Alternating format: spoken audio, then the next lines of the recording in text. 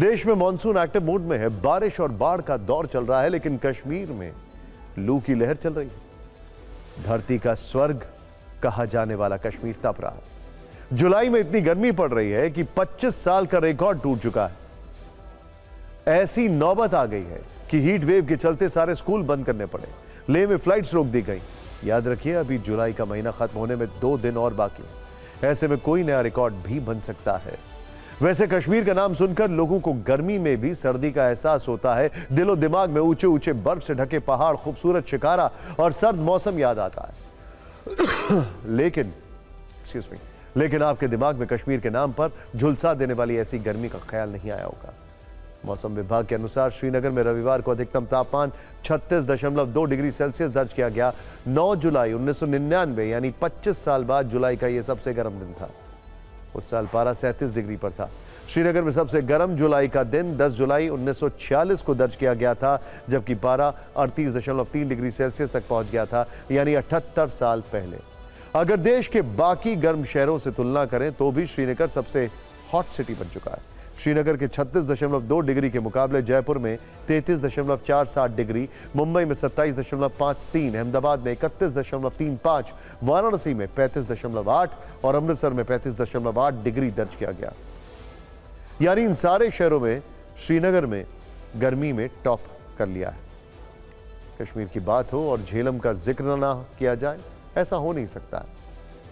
वहां का मौसम इतना बिगड़ चुका है, इसका अंदाजा आप ऐसे लगाइए कि कश्मीर की लाइफलाइन कही जाने वाली झेलम नदी सूखने लगी है। झेलम में पानी का लेवल 30% कम हो चुका है। झेलम नदी के किनारे जमीन फटने लगी है, दरारें पड़ चुकी हैं। कश्मीर में झेलम की ऐसी तस्वीरें आपने कब देखी?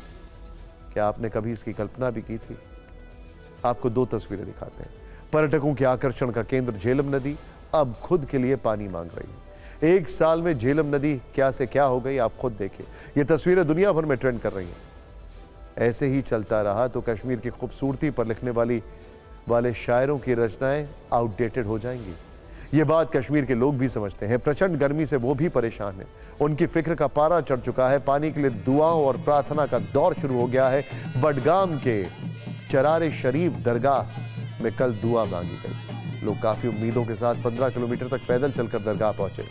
श्रीनगर के जकूरा इलाके में फकीर लाल बब साहिब की दरगाह पर भी यही दृश्य देखने को मिला। यहां लोग बारिश के लिए गिड़गिड़ाते हुए दुआ मांगने लगे। मस्जिदों में नमाज पढ़ी गई। तो अब सवाल यह उठता है कि जुलाई में श्रीनगर को लू क्यों लग गई? जयपुर, लखनऊ और मुंबई से भी ज्यादा गर्म श्रीनगर क्यों हो गया? कश्मीर के हिल स्टेशन हॉट स्टेशन क्यों बन गए? इन सब सवालों का जवाब जानने के लिए पहले ये ग्राउंड रिपोर्ट।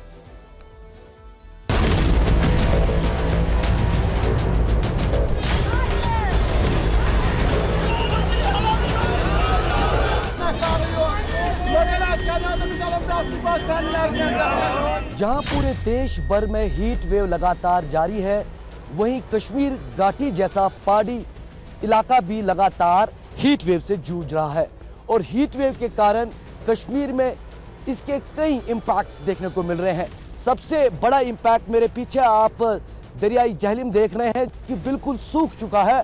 और जानकारों के मुताबिक करीबन 35% जो पानी का फ्लो झेलम का है वो कम हो चुका है।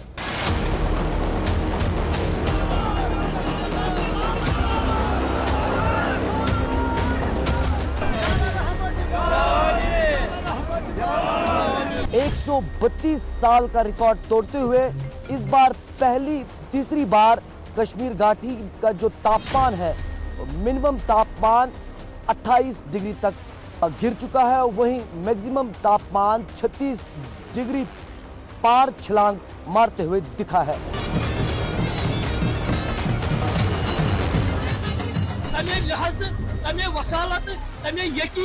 योर आमद हजरत शेखुल आलम शेख नूरुद्दीन नूर दरबारस मज खातिम इंशाल्लाह रोजन इंशाल्लाह वमेद पुर वमेद वसो आज ये वसात ये दरबार के पास रहमत बारह वमेद पुर वमेद आमद।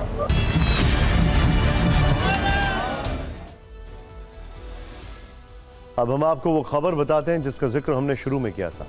श्रीनगर के अलावा लेह में हीट वेव अलग मुसीबत लेकर आई है। लेह में इतनी गर्मी है कि रविवार को 4 उड़ानें रद्द करनी पड़ गईं। शनिवार को दिल्ली में पहुंची एक भी फ्लाइट लैंड नहीं कर पाई है। अब आप भी सोच रहे होंगे कि भारी बर्फबारी, बारिश या कम विजिबिलिटी में फ्लाइट का रद्द होना सुना है, लेकिन गर्मी में ऐसा कब से होने लग गया? देश के बाकी शहरों में भी गर्मी पड़ती है, तो लेह में ऐसा क्या हुआ कि विमान सेवा ठप पड़ गई? इसमें गर्मी का दोष नहीं, गर्मी को दोष देना सही नहीं होगा, बल्कि मौसम का मिजाज समझना होगा। देखिए, लद्दाख में एयरपोर्ट जो है वो 11,000 फीट की ऊंचाई पर है। हवा में नमी नहीं है, जिससे हवाएं बहुत हल्की हो चुकी हैं। ऑक्सीजन बहुत कम और मौसम सूखा है। मौसम की ये परिस्थितियां एयरक्राफ्ट के विंग्स और इंजन की क्षमता को प्रभावित करती हैं। ऐसे मौसम में इंजन और एयरक्राफ्ट के विंग्स को लैंडिंग या उड़ान के लिए पर्याप्त ताकत नहीं मिल पाती। नमी वाली हवा विमान के इंजन और अन्य कलपुर्जों के लिए कूलेंट की तरह काम करती है, लेकिन अगर हवा में नमी ना हो तो ओवरहीट होने का खतरा रहता है। कम नमी से कई बार विमान लैंडिंग के वक्त अचानक हिचकोले खाने लगता है और टर्बुलेंस का खतरा बना रहता है। दिल्ली में तापमान भले ही 45 डिग्री तक जाता है, लेकिन उमस के कारण हवा भारी होती है, इसीलिए फ्लाइट्स का उड़ना आसान होता है। लेह में बिल्कुल उलट है।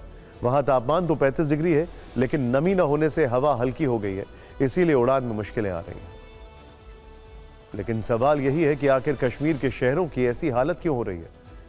आखिर श्रीनगर कैसे 25 वर्षों बाद सबसे भीषण गर्मी झेल रहा है? 2019 में डायलॉग अर्थ की एक रिपोर्ट में बताया गया था कि कश्मीर में औसत तापमान वर्ष 1980 से 2016 के बीच 0.8 डिग्री सेल्सियस बढ़ा है। International centre for integrated mountain development की रिपोर्ट के अनुसार भी भले ही ग्लोबल वार्मिंग 1.5 डिग्री सेल्सियस तक सीमित हो, लेकिन हिंदू कुश हिमालय में वार्मिंग कम से कम 0.3 डिग्री अधिक होने की संभावना है। और कश्मीर में वार्षिक तापमान सदी के अंत तक 4 से 7 डिग्री सेल्सियस के बीच तक बढ़ सकता है। अब ये सारे दावे सच साबित हो रहे हैं। वजहों में वैसे तो श्रीनगर और दूसरे पर्वतीय इलाकों में हो रहा तेज निर्माण शामिल है, लेकिन जलवायु परिवर्तन इसका मुख्य कारण है। Excuse me. इसीलिए समझना जरूरी है कि जलवायु परिवर्तन धरती और यहां की आबादी पर कितना भारी पड़ रहा है। जर्मनी की Potsdam institute for climate impact research के मुताबिक 2050 तक क्लाइमेट चेंज के चलते हर साल 38 लाख करोड़ डॉलर का नुकसान होगा। यह नुकसान खेती, इंफ्रास्ट्रक्चर, उत्पादन और स्वास्थ्य के क्षेत्र में होगा। इस शताब्दी के मध्य तक दुनिया के जीडीपी में 17% की कमी इसी वजह से आएगी। वर्ल्ड मेट्रोलॉजिकल ऑर्गेनाइजेशन के मुताबिक 2001 से 2018 के बीच आई 74% प्राकृतिक आपदा पानी से जुड़ी हुई थी। वहीं वर्ल्ड बैंक का मानना है कि पिछले 2 दशक में दक्षिण एशिया के 8 देशों में 75 करोड़ लोग जलवायु संबंधित आपदा से प्रभावित हुए हैं। इंटरनेशनल एजेंसी एक्शन एड के मुताबिक दक्षिण एशिया में प्राकृतिक त्रासदी के कारण 2050 तक 6 करोड़ लोगों को विस्थापित होना पड़ेगा। वैसे तो जलवायु परिवर्तन से जुड़ी कई बुरी खबरें आ रही हैं, लेकिन इस बीच एक अच्छी खबर आई है। वाडिया इंस्टीट्यूट की नई रिपोर्ट कहती है कि गंगोत्री ग्लेशियर का आकार 17% बढ़ा है। वैज्ञानिकों के अनुसार यह ग्लेशियर की सेहत में सुधार का संकेत है। इससे गंगा में पर्याप्त पानी रहेगा और गंगा बेसिन में रहने वाले करोड़ों लोगों को पानी की कमी नहीं होगी।